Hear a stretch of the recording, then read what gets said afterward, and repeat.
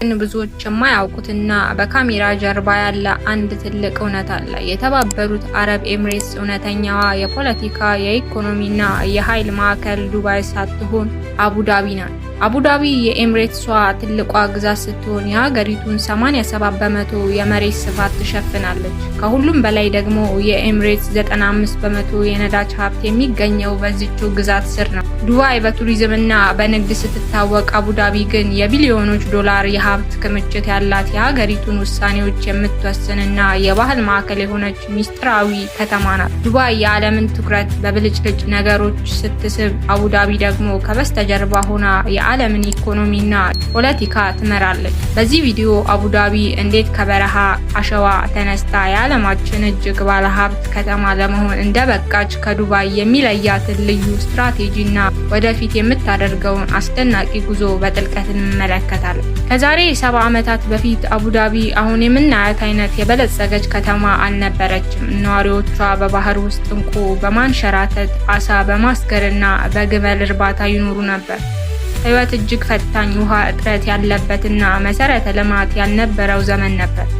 በወቅቱ የከተማዋ ብቸኛ ማዕከልና የጥበቃ ምሽግ የነበረው ቃስር አልሁስን በመባል የሚታወቀው የድንጋይ ህንፃ ነበር። ይህ ህንፃ የያኔው የአቡዳቢ አስተዳዳሪዎች መቀመጫና የንጹህ ውሃ ጉድጓድ መጠበቂያ ነበር። በ1930ዎቹ የጃፓን ሰው ሰራሽ እንቁ ወደ ዓለም ገበያ መግባት የአቡዳቢን ዋና ገቢ አደቀቀው። ከተማዋ በከፍተኛ የኢኮኖሚ ድህነት ውስጥ ወደቀች። ህዝቡ ከአቡዳቢ ወደ አልአይን እና ጎረቤት ሀገራት መፍለስ ጀመረ። ነገር ግን በ1958 ዓ.ም ሁሉንም ነገር የለወጠ አጋጣሚ ተከሰተ። ከአቡዳቢ መሬት ስር እና በባህር ውስጥ ከፍተኛ መጠን ያለው የነዳጅ ዘይት ተገኘ። ይህ ግኝት የባህር ዳርቻዋን ትንሽ መንደር በአንድ ጀንበር ወደ ቢሊዮኖች ዶላር ሀብት ቀየራል። የአቡዳቢ እውነተኛ መስራችና የዘመናዊቷ ኤምሬትስ አባት በመባል የሚታወቁት ሼክ ዛይድ ቢን ሱልጣን አልናህያን በ1966 ስልጣን ሲይዙ የነዳጅ ገንዘቡ ለህዝባቸው ትምህርት፣ ጤናና መሰረተ ልማት መዋል ጀመሩ። ዱባይ ፈጣንና የንግድ መስመርን ስትከተል፣ አቡዳቢ ግን የረዥም ጊዜና የተረጋጋ ልማትን መረጠች። አቡዳቢ ህንፃዎቿን የምትገነባው ለውድድር ወይም ለታይታ ሳይሆን ለትውልድ የሚሻገር ቅርስ ለማስቀመጥ ነው። ለዚህ ትልቁ ማረጋገጫ የሼክ ዛይድ ታላቅ መስጊድ ነው። ይህ መስጊድ ከ540 ሚሊዮን ዶላር በላይ ወጪ የተደረገበት ሲሆን ከዓለም ዙሪያ የተሰበሰቡ ውድ ነጭ እብነ በረዶች፣ በወርቅ የተለበጡ ቻንደለሪዎችና በዓለማችን ትልቁ በእጅ የተሸመነ ምንጣፍ ይገኝበታል። እያንዳንዱ ዝርዝር ሁኔታ የአቡዳቢን ጥበብና ሀብት ያንጸባርቃል። ከመስጊዱ በተጨማሪ ከ3 ቢሊዮን ዶላር በላይ የወጣበት ኤምሬትስ ፕላስ ሆቴል ይገኛል። ይህ ሆቴል በወርቅ የተሸፈኑ ግድግዳዎች ያሉትና የነገስታት የፕሬዝዳንቶችና የመንግስታት መሪዎች ማረፊያ ነው። ሆቴሉ ውስጥ የሚገኙ ቡናዎች እንኳን በወርቅ ቅንጦት የተሰራ ዱቄት ይበጠበጥባቸዋል። በተጨማሪም የኢቲሃድ ታወርስ እና የኮርኒሽ የባህር ዳርቻዎች አቡዳቢን ከዓለም አቀፍ የቅንጦት ከተሞች ተራ ያሰልፏታል። አቡዳቢ ከዱባይ የሚለየው ሌላው ነገር የከተማዋ ፕላን ነው። ህንፃዎቹ በተራራቁ ክፍተቶች የተገነቡ ናቸው።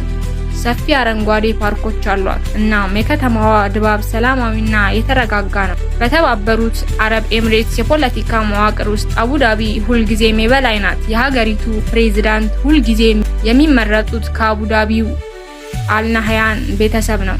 ነገር ግን የአቡዳቢ እውነተኛ ጥንካሬ ያለው በሀብት አስተዳደሯ ላይ ነው። አቡዳቢ ኢንቨስትመንት አውቶሪቲ የተባለው የሀገሪቱ የሉዓላዊ ሀብት ፈንድ ከ850 ቢሊዮን ዶላር በላይ ሀብት ያስተዳድራል። አቡዳቢ ነዳጅ የሚያልቅ መሆኑን ቀድማ በመረዳቷ ገንዘቧን በዓለም ዙሪያ ባሉ ትላልቅ ኩባንያዎች፣ ባንኮች፣ በቴስላ፣ በሪል ስቴቶችና በታዋቂ የእግር ኳስ ክለቦች እንደ ማንቸስተር ሲቲ ላይ ኢንቨስት አድርጋለች።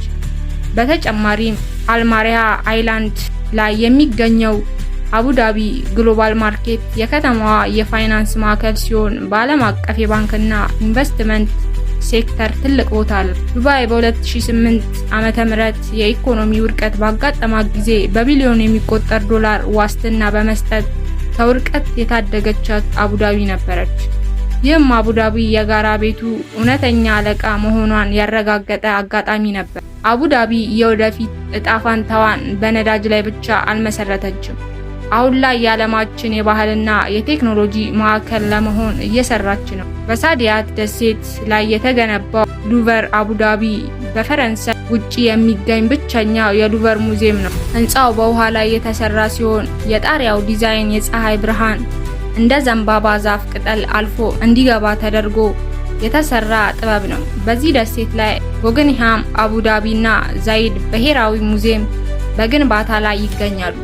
በሌላ በኩል ደግሞ አቡዳቢ ማስተር ሲቲ የተባለች በዓለም የመጀመሪያዋን ሙሉ በሙሉ በታዳሽ ኃይል የምትሰራ የካርቦን ልቀቷ ዜሮ የሆነ ከተማ እየገነባች ነው። ይህ ፕሮጀክት አቡዳቢ ከነዳጅ በኋላ ላለው ዓለም ምን ያህል ዝግጁ መሆኗን ያሳያል። ለመዝናኛ ደግሞ ያዝ ደሴት የዓለማችን ፈጣኑ ሮለር ኮስተር የሚገኝበት ፌራሪ እና የፎርሙላ 1 የሩጫ ውድድር ማስተናገጃዎችን ገንብታለች። አቡዳቢ የጸጥታ፣ የሀብትና የረጅም ጊዜ እይታ ውጤት ናት። ዱባይ የዓለምን ትኩረት በብልጭልጭ ነገሮች ስትስብ፣ አቡዳቢ ደግሞ ከበስተጀርባ ሆና የዓለምን ኢኮኖሚና ፖለቲካ ትመራለች። ከበረሃ አሸዋ ተነስታ የቢሊዮን ዶላሮች ባለቤት የሆነችው ይህች ከተማ የወደፊቱን ዓለም እንዴት መምራት እንደሚቻል ለሌሎች ሀገሮች ትልቅ ትምህርት ሰጥታለች። ስለ አቡዳቢ ያላችሁ አስተያየት ምንድነው? አቡዳቢ ወይስ ዱባይ? የትኛዋ ከተማ ትበልጣለች? ሐሳባችሁን በኮሜንት ላይ አስቀምጡልኝ። ቪዲዮውን ከወደዳችሁት ላይክ ማድረጋችሁን አትርሱ። ለቻናላችን አዲስ ከሆናችሁ ደግሞ ሁልጊዜ እንዲህ ያሉ አስደናቂ ታሪኮችን እና የዓለም ሁኔታዎች የሚያቀርቡ ቪዲዮዎችን እንዲደርሷችሁ ሰብስክራይብ አድርጉ። ስለተከታተላችሁን እናመሰግናለን።